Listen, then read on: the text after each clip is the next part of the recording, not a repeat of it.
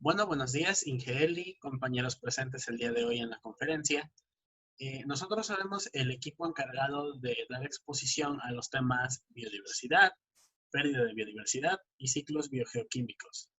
Los integrantes del equipo son mis compañeros Luis Alexis Mendoza Leal, quien no se ha podido presentar a la exposición el día de hoy por motivos de mala conectividad en el lugar en el que vive, mi compañera María Griselda Pedraza García y mi compañera Saraí García Sánchez, además de un servidor, Christopher Hernández Olvera.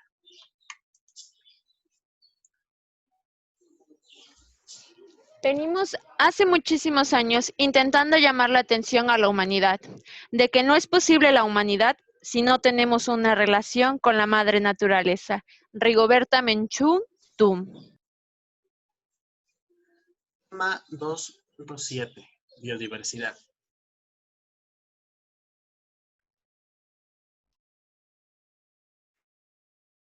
Buenos días, compañeros. Mi nombre es Saraí García Sánchez y yo les daré el tema de biodiversidad. ¿Qué es la biodiversidad? La biodiversidad o diversidad biológica es la variedad de la vida. Abarca la diversidad de especies de plantas, animales, hongos y microorganismos que viven en un espacio determinado. A su vez, variabilidad genética a los ecosistemas de los cuales forman parte estas especies y a los paisajes o regiones en donde se ubican los ecosistemas. México, un país megadiverso. México es considerado uno de los países más diversos del planeta desde el punto de vista biológico. Su compleja fisiografía, es decir, los relieves e historia geológica y climática, han creado ciertas condiciones para que los organismos puedan vivir allí. En los tres niveles en los que se estudia la biodiversidad: ecosistemas, especies y genes. México habita entre 10 y 12% de especies del mundo.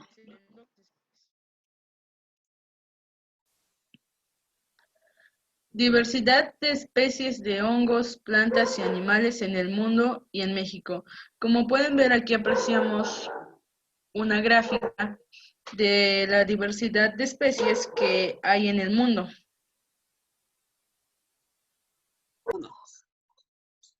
Y en comparación de las que hay en el mundo y en México. El Sistema Nacional de Información sobre Biodiversidad, SNIP, Comisión Nacional para el Conocimiento y Uso de la Biodiversidad, CONABIO, es la encargada de administrar el Sistema Nacional de la Información. La principal fuente de información de datos del SNIP son los ejemplares biológicos mantenidos en las colecciones científicas. Amenazas a la biodiversidad, además de espacio, alimento, agua dulce y energía que requieren las sociedades modernas, nos han traído como consecuencia que una proporción significativa de los ecosistemas haya sido transformada o muestre de deterioro. Y pasa esto tanto en México como en el mundo. Protección de la biodiversidad. En México y en el mundo se han implementado estrategias para proteger la biodiversidad, especialmente a la especie y a los ecosistemas. Actualmente los ecosistemas son los más dañados por la población, por el uso del suelo, ya que lo dañan más. Se crearon anteriormente programas y se atendieron especies en algunos de estos. En el año 2007 se puso en marcha el Programa de Conservación de Especies en Riesgo, PROCER. Al lado podemos ver una gráfica de distribución de las especies según su grado de riesgo. Y pues un ejemplo de los animales en riesgo es la tortuga. Áreas naturales protegidas. La creación de ANP ha sido desde el siglo pasado una de las principales estrategias empleadas en el ámbito global para la conservación de los ecosistemas naturales y sus especies.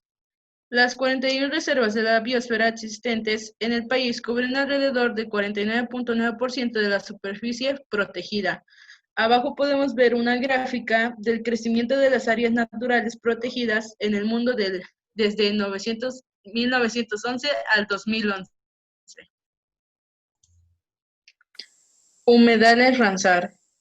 Es un tratado intergubernamental firmado en la ciudad de Irania de Ramsar en 1971, que constituye el marco para la acción nacional y la cooperación internacional en favor de la conservación y uso racional de los humedales.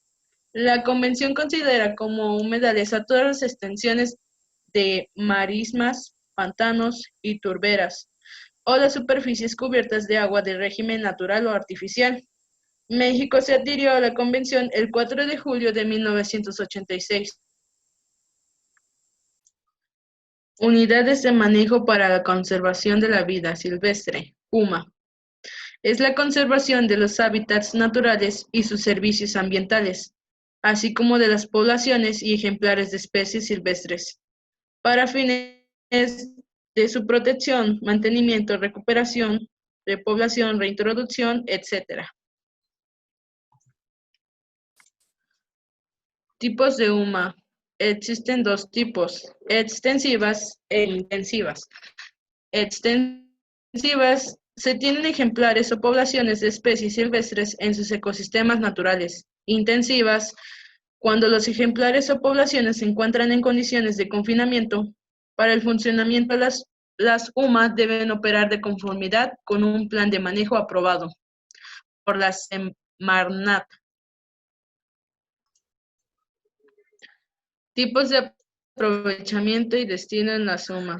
Aprovechamiento. Se divide en dos, extractivo y no extractivo.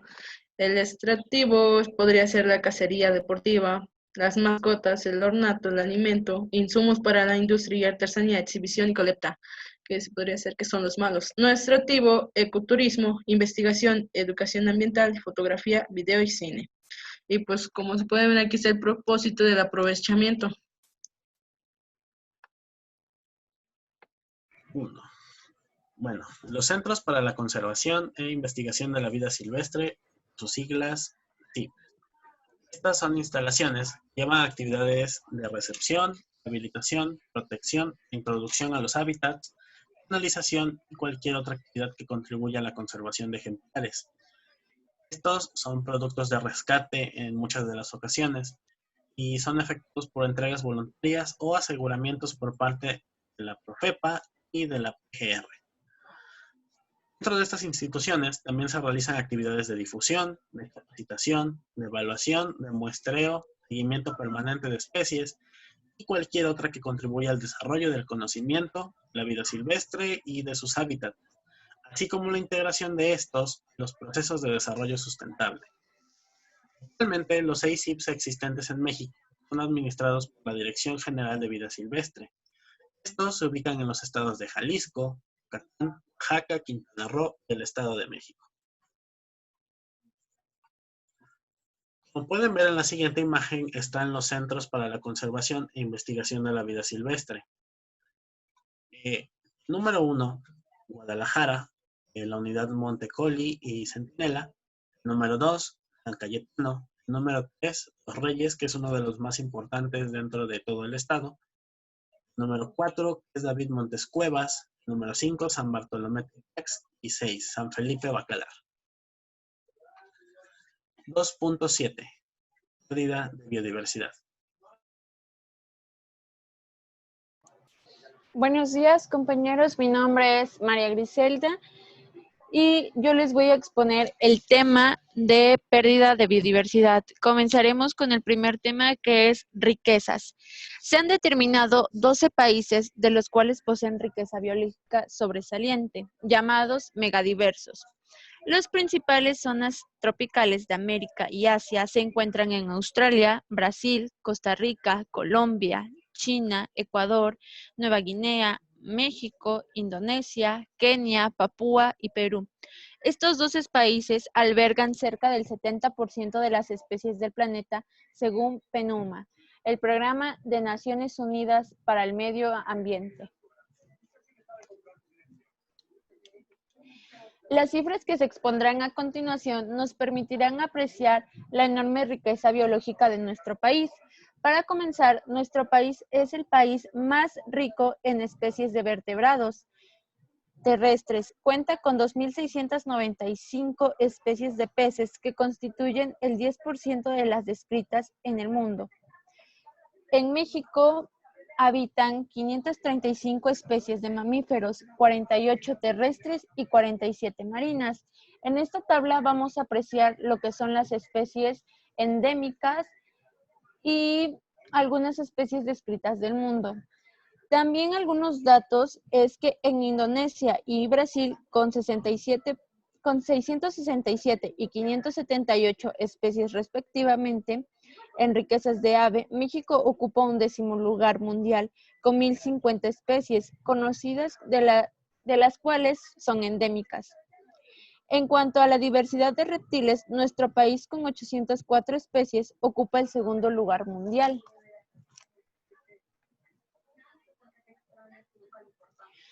Australia, que posee 880 especies en un área que es 3.5 veces mayor. En nuestras aguas marinas se han registrado 2.184 especies de peces, cifra solo superada por el Pacífico Asiático. Así, el 30% de las especies de mamíferos, entre el 9 y 25% de las especies, el 50% de los reptiles, 64% de los anfibios y el 10% de los peces son endémicos de México.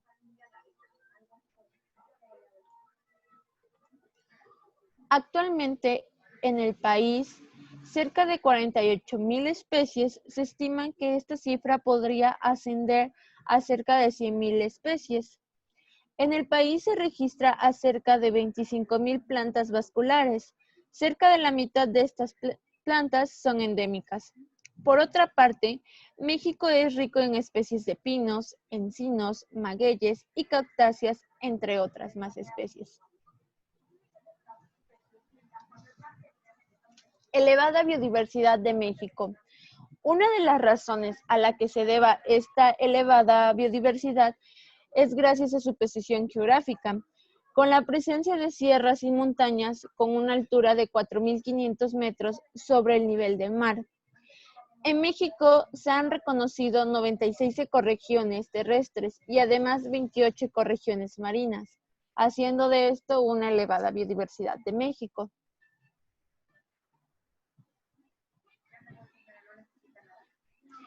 Especies en México. Actualmente en México se domesticaron al menos 118 especies de plantas y 2 especies de animales, como lo es el perro y el guajolote, como se puede apreciar en las imágenes.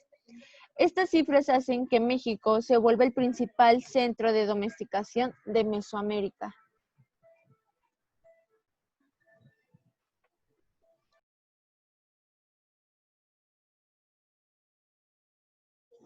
Alimentos en México. Entre los alimentos oriundos de México se encuentra la guayaba, el jitomate, el tomate, el maíz, la tuna, el nopal y algunos de los más conocidos, como lo son el chile y el chocolate. También son originarias de esta región otras plantas que se aprovechan con fines no alimenticios. De igual manera, existen plantas que se aprovechan con fines no alimenticios, como lo son el tabaco y el algodón, además de muchas especies nativas que no han sido domesticadas. Estas tienen un importante uso de tipo medicinal, ornamental o forestal. Al igual, cuentan con un gran potencial económico. La mayoría de los animales nativos de México no han sido domesticados, pero son cazados y utilizados como alimento. Otras especies están sujetas a ciertos grados de manejo, como son el caso de las abejas, la cochinilla de la grana, que es utilizada para extraer su tinta, y algunos insectos de tipo comestible. Transformación de los ecosistemas. La transformación de los ecosistemas genera beneficios para la sociedad humana, pero esto conlleva un costo ambiental y, en consecuencia, costos económicos.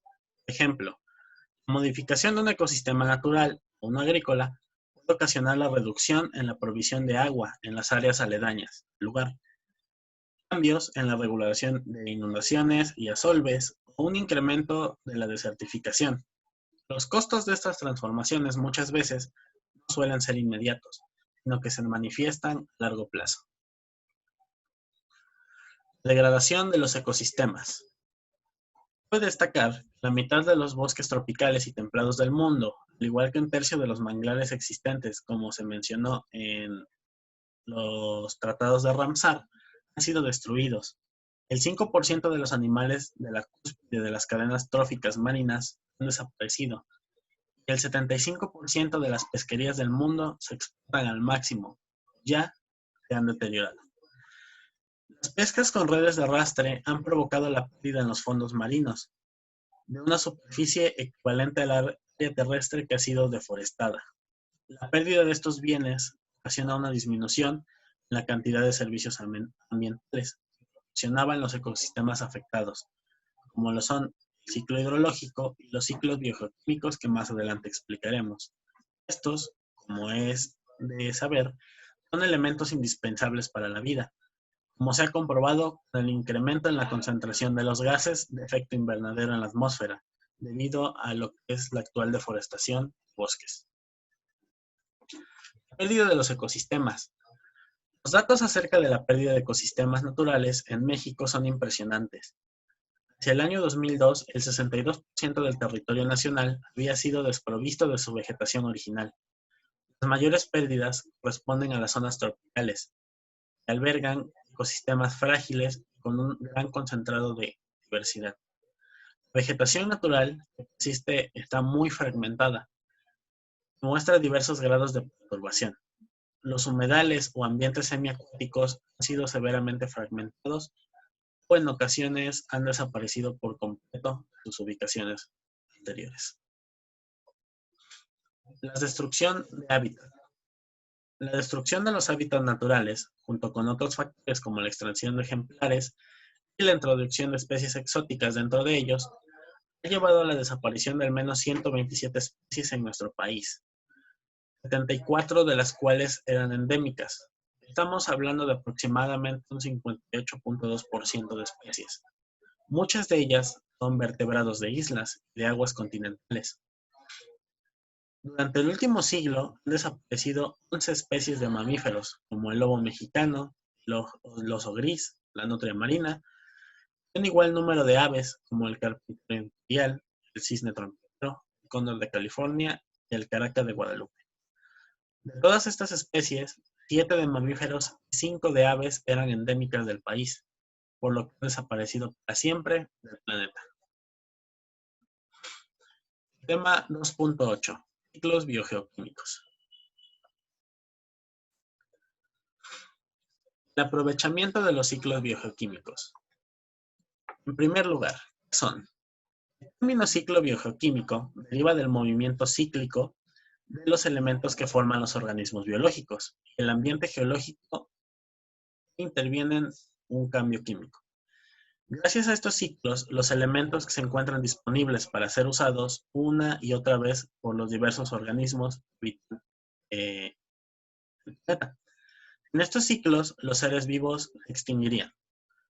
Estos son procesos naturales que reciclan elementos de diferentes formas químicas, desde el medio ambiente hacia los organismos y viceversa. El agua, el carbono, el oxígeno, el fósforo y otros elementos recorren estos ciclos, afectando a los componentes vivos y no vivos de la Tierra. Ciclo biogeoquímico del nitrógeno. Representa los nutrientes gaseosos. Constituye el elemento predominante de la atmósfera, el nitrógeno, en un 79% contenido en la atmósfera. Las bacterias vitrifican, es decir, fijan el nitrógeno atmosférico y lo convierten en sales de nitrógeno. Las plantas absorben del suelo a través de las raíces. Con este nitrógeno, la planta fabrica proteínas durante la fotosíntesis, las cuales son ingeridas en forma directa por los herbívoros o indirecta por los carnívoros que se comen a esos herbívoros. Cuando los organismos mueren, sus cuerpos son desintegrados por la acción bacteriana. Otras bacterias convierten el amoníaco en nitratos o lo liberan en forma gaseosa. De esta manera, el nitrógeno regresa a la atmósfera una y otra vez, como se puede ver en la imagen del lado izquierdo. El ciclo biogeoquímico del oxígeno. Como pueden ver en la imagen, se da por la respiración, la fotosíntesis de las plantas, el oxígeno en agua y el dióxido de carbono, la capa de ozono y el oxígeno en la atmósfera, agua y otros compuestos químicos. Entre sus tres depósitos, la atmósfera es el aire, la biosfera, las cosas que viven, los seres vivos, y también dentro de la biosfera, la corteza terrestre. El factor que conduce al principal ciclo del oxígeno es la fotosíntesis de las plantas. Es la responsable de la atmósfera y de la vida en la Tierra. El depósito en gran medida más grande del oxígeno de la Tierra está dentro del silicato y capa, un 99.5%. Solamente una porción pequeña se ha lanzado como oxígeno libre de la biosfera, que es un 0.01% aproximadamente. La atmósfera en un 0.36%. La fuente principal del oxígeno dentro de la biosfera y de la atmósfera es la fotosíntesis, como les había dicho, que analiza el dióxido, el agua de carbono, para crear así los azúcares y los oxígenos necesarios para la vida. El ciclo biogeoquímico del fósforo. De igual manera, del lado izquierdo les puedo mostrar una imagen donde se ilustra lo que les voy a explicar. El fósforo es un elemento esencial para los seres vivos, aunque ustedes no lo crean, que forma parte de la estructura de los ácidos nucleicos. ¿Eso les suena de algo? De las moléculas productoras de energía, ATP. Las plantas absorben el fósforo del suelo y lo integran a lo que es el ADN, el ARN y el ATP, todas sus células. Los animales lo obtienen al ingerir vegetales u otros animales. Los restos de animales y vegetales muertos, fosfatizantes, las cuales liberan los fosfatos incorporándolos al suelo. El agua arrastra la mayoría de los fosfatos del suelo, de ríos, de lagos y mantos freáticos, hasta depositarlos en el mar. Las aves marinas recuperan un poco de ese fosfato, cazando peces, depositando en el mar al consumir productos acuáticos, como les mencioné.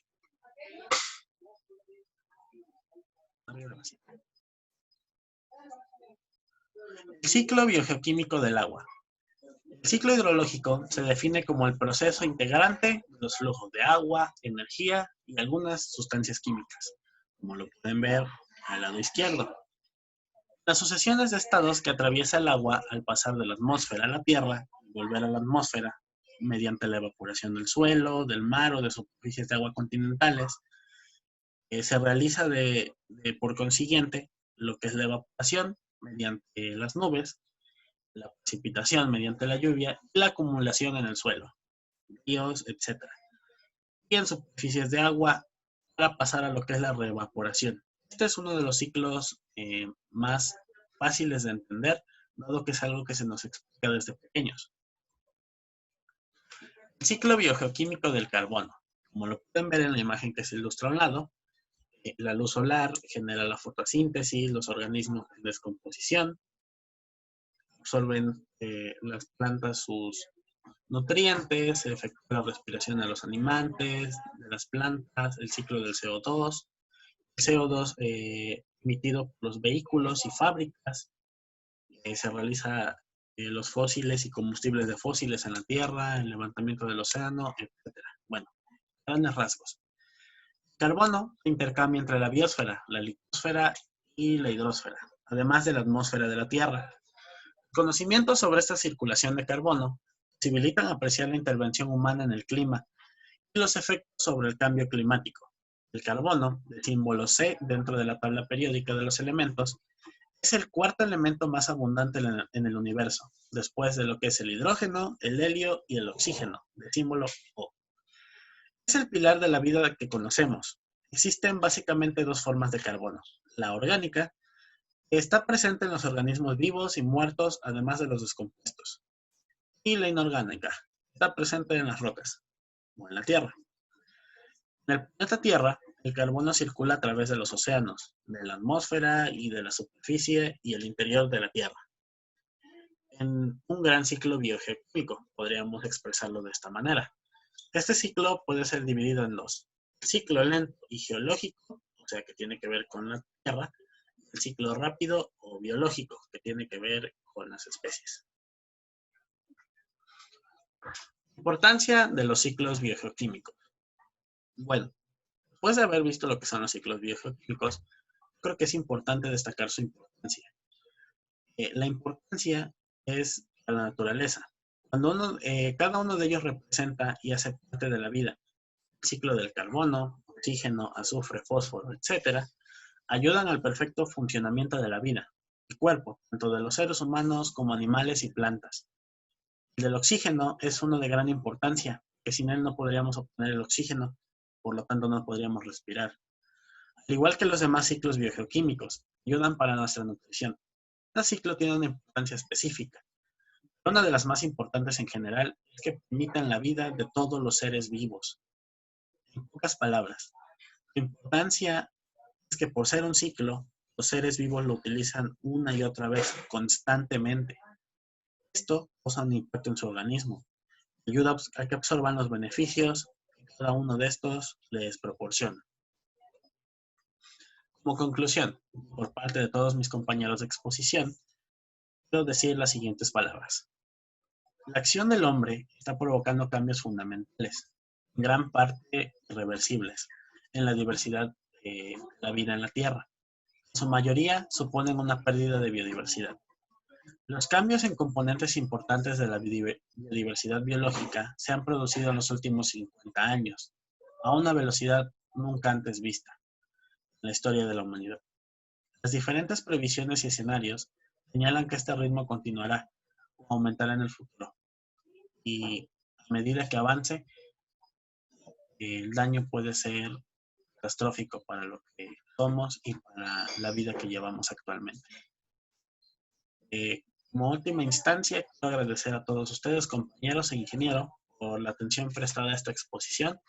De parte de mis compañeros, no sé si quieran aportar algo.